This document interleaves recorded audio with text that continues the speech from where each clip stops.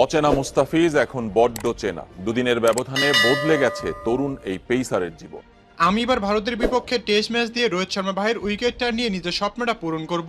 দর্শক সংবাদ মাধ্যমে এসে মুস্তাফিজুর রহমানকে নিয়ে যখন ভারতের কিছু প্রশ্ন করা হয়েছিল যে টেস্ট ম্যাচে তার প্রস্তুতি কি রকম, তবে তিনি সোজা ভাষায় এই প্রশ্নটার উত্তর দিয়েছিলেন যে তিনি নাকি এবার রোহিত শর্মা ভাইয়ের উইকেটটা নিয়ে তার স্বপ্নটা পূরণ করতে চান। এই তো 19 সেপ্টেম্বর থেকে শুরু হতে যাচ্ছে ভারতের বিপক্ষের বাংলাদেশের প্রথম টেস্ট সিরিজ। আর এই টেস্ট সিরিজ নিয়ে বেশ অনেকটাই চিন্তা ভাবনা করছেন ক্রিকেট বোর্ড। কেননা এই তো কিছুদিন আগেই পাকিস্তানের বিপক্ষে বাংলাদেশের টেস্ট সিরিজ শেষ হলো।